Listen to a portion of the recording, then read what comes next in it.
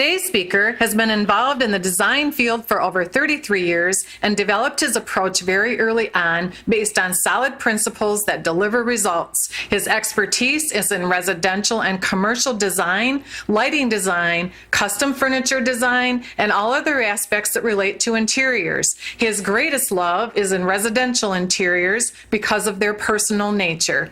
He has had his work presented and published in the Baker Furniture Catalog entitled the Macmillan Collection, which was an extensive selection of furniture drawn from the practice of one of America's most prestigious design firms, the over 85-year-old firm of Macmillan Incorporated, New York. He is a personal tailor to his clients by bringing out the best in them and their environments. Ladies and gentlemen, I present to you the owner and founder of Spectrum Interiors and the author of the forthcoming book, The Magic of Ambiance: How to Bring Your Interior Design Dream to Life, Stephen C. Adamko.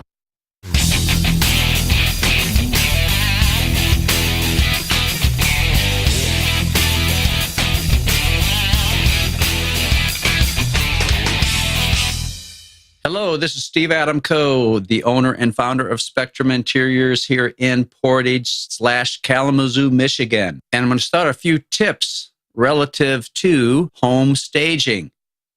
And this is home staging tip number 1. As much as home staging can accomplish relative to the presentation of a home and the potential and possible furniture arrangements that you can see, it does not show you your furniture in that particular home. The only thing that can really do that is space planning a home to scale on a floor plan with your furniture to see how it is going to work in your particular situation.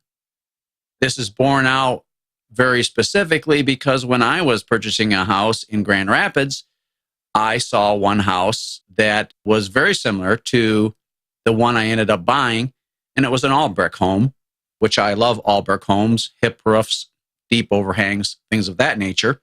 And like I always do, I always space plan it, so I make sure that it fits me exactly and there's no surprises after the fact.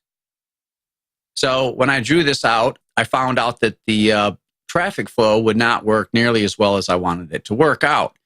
Matter of fact, it would cut through a conversation area in order to get to the upstairs. Well, I didn't want that. I wanted things to be separated and nicely laid out. And so that particular room did not work out very well. The other thing is that I can draw a room, let's say the same size. Let's say we want to do 12 by 18. And I can draw another 12 by 18 and another 12 by 18 and another 12 by 18 and just change out the number of doors and windows, then change out their placements and shuffle that around. Every time you do that with that particular dimension of a room, and obviously it's the same square footage, there's going to be a lot of things you can do and a lot of things that you can't do with every change of scenario, even though the room is, let's say, 12 by 18 and it stays 12 by 18. Okay, so this is extremely important. This is extremely important that we understand that this home that you're contemplating buying, and it really doesn't matter if it's, $150,000 or $1.5 million, doesn't matter. Even with more space, sometimes you've got to be careful about how that's handled. And sometimes more space doesn't mean more space. If things are put in that floor plan that inadvertently cut up the space, then it's not going to be really as much space as you think it is. Even though it says it's, let's say, 5,500 square feet, you may end up with an effective use of 3,200 square feet. Then this does happen in the real world. And so staging is just a presentation mode. The best thing you can do, and I'll get back to my story about the house that I almost bought, which I'm glad I didn't. Good thing I, even as a professional, drew it up and space planned it to see if it would accommodate my furniture exactly the way I wanted it. Not with, I wanted to put this sofa and two tables next to it and then a chair, and oh my gosh, I don't have a room big enough or a wall long enough for it.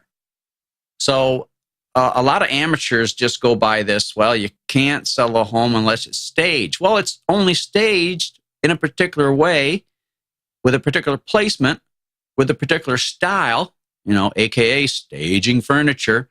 I mean, it looks like it. I mean, it just looks like it most of the time.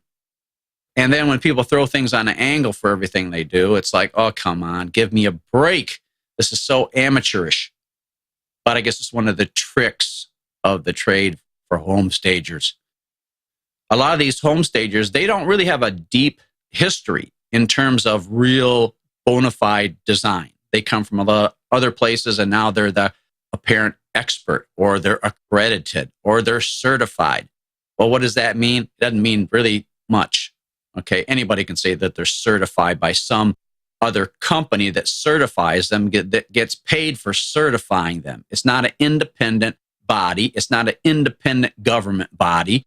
And a matter of fact, home staging is not even overseen by any government body at all. Okay, you don't have to have a staging license like you need to if you're going to be in real estate or a home builder or any other occupation that requires a license. I mean, hey, we don't need a golf license, but you sure do need a fishing license. Okay, so don't leave home without it. But anyway, the home that I ended up buying was superbly laid out. I mean, just the juxtapositions and the adjacencies of the room and the traffic flow was exceptional. And it worked with my furniture phenomenally. Well, that's now a good investment. Okay, again, it doesn't matter if you're paying $80,000 for a home or $8 million for a home. It does not matter. Okay? And for those of you that, have a certain limited budget, you may be able to afford a home that's $250,000, $500,000, whatever. But in many cases, a lot of these folks don't really even have enough furniture to furnish the home correctly. It's like, well, nice home, but it looks like inside, like maybe you got leftover furniture from college. It's sparse, it's bare, it's all kinds of things. So anyway, that's one of the things that staging cannot do for a potential home buyer. The other thing is it doesn't always serve the seller that well, because it only shows one way that a house can be shown, or it only shows one presentation. Consider that if the house was shown in multiple fashions, and I'm going to actually purposely use the word fashion. Okay, so you have the same model. Let's say we've got 10 models in a fashion show, and this is going to be a 2-hour fashion show. They're going to put on all these different outfits. So you're going to see all kinds of fashions. And a lot of them is, if it's like, oh, that model has my same body type, then wow, okay, I can see how good she looks in these different types of outfits. That's a real, true portrayal of the possibilities, okay? You don't get that with staging. You get that with space planning. So anyway, staging can be a definite positive marketing aspect for the buyer or the seller in certain cases and scenarios. And then other times it's worthless. It doesn't do anything. And just beware of people trying to draw your attention to the corner of the kitchen counter or something, a pop of color here and a pop of, all that stuff goes, okay? You're buying real estate, not the stuff that's put in there that eventually gets taken out. So I see a lot of this in the staging industry where they seem to promise, almost guarantee, we will sell your house quicker and for more money. Okay, that's good. Good for the seller. Hey, anybody wants to make a profit if they can on their home or whatever it is they're selling. But just remember, there's two sides of this equation. You've got the seller and you've got the buyer. Well, from what I've seen all my years, most people don't want to pay more than they have to for anything. Now, most houses are not necessarily a commodity. They are unique for the most part, unless it's a plat or a certain model of home that's being duplicated with, exterior changes and some minor or minimal interior changes. But, for the most part, it's the same footprint, same square footage. But it doesn't always serve buyer and seller that well because the seller has only one mode of presentation. Just like a model, instead of modeling 10 outfits, he can only model one. Well, what if somebody says, wow, I really like that arrangement, that presentation, that way of utilizing this house? They don't get to see it, do they? They don't. Think about it. They do not get to see it. It's just that one presentation. And then the people in the real estate industry and other related industries say, well, you got to appeal to everybody. Sorry, folks, you can't appeal to everybody. I mean, it's impossible to appeal to everyone. Okay? Otherwise, Baskin-Robbins would have just one flavor of ice cream, wouldn't they? Okay, so we need to start thinking smart about this and smart about selling a home and smart about buying a home. The best scenario is a win-win scenario where the buyer and seller win. They're both happy. Hey, I'm happy I'm selling the home to you. Hey, I'm happy I'm buying it from you as a seller. And it's kind of a neat little scenario that everybody feels good about. Okay? So, and it's a fair price. I get what I want out of the house. They get to pay what they want, and we're both happy. Can't do any better than that. All right? So, again, it takes two to tango. You got somebody representing the seller and a real estate agent. You've got somebody representing the buyer. They both want maybe different and similar things. The seller wants to sell it for as much as they can, or he or she can, and the buyer wants to pay as little as he or she can and still get what they want. So these are at odds to each other. These are at odds with each other. So we've got to look at it as a whole thing. It's one deal. Okay, there's always two parts to a deal. There's always two parts to a home sale. There's always two parties to a home sale. Okay, and the home stagers mostly are looking at it from one point of view, and then they say, well, we're going to do this specifically for you, Mr. and Mrs. Seller, but we're going to appeal to all these buyers out there unrealistically, in a sense. And so there are some inherent limitations, no matter what they promise, but they always say, we're going to sell it faster and for more money. Well, next time somebody tells you that, why don't you ask to get a written guarantee that if they don't sell it faster or for more money or both, then you get your money refunded. How about that? So if they're going to be that bold about saying and that confident about it, as if they have control of every real estate transaction, as if the real estate agents don't have anything to do with it, as if the buyer or seller doesn't really have that much to do with it, then they're overplaying their hand. A lot of these home stagers, they're just overplaying their hand. All right? So I guess that's it for tip number one. I guess we'll get some more tips that would be helpful to you. Remember, it's always best to have a win-win situation, no matter what. Okay? All right.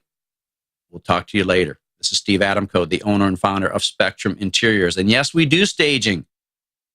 Okay? We operate in the residential arena for the most part, in lighting design, furniture design. We do seminars, webinars, teleseminars, workshops, and the like. So we have a lot to offer in terms of education. And I will say this, and it's part of my credo, if you will, that an educated client is a better client and they're more fun. Okay? You don't get anything particular by being uneducated or ignorant of certain things. Okay? So anyway, for those that are buying houses, buyer beware. Watch out for the tricks that home stagers will use to make it seem bigger.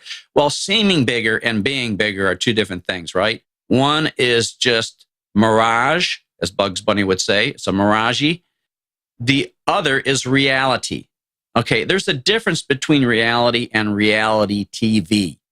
Okay, making it seem bigger when it's not bigger. Well, you tell me, which is real? The seemed version, the perceived version, or the real measurable version? And so when it comes to a house, seeming bigger doesn't mean a hill of beans. It's got dimension to it. It's something you can measure, length, width, height. Okay? I mean, you can make it seem bigger, but watch out when you're buying something about seeming bigger. Well, honey, it seemed bigger when we bought it or when we saw it, but now, okay, yeah, right. That's what I'm talking about. All right, so let's get smart about these things. All right, talk to you later.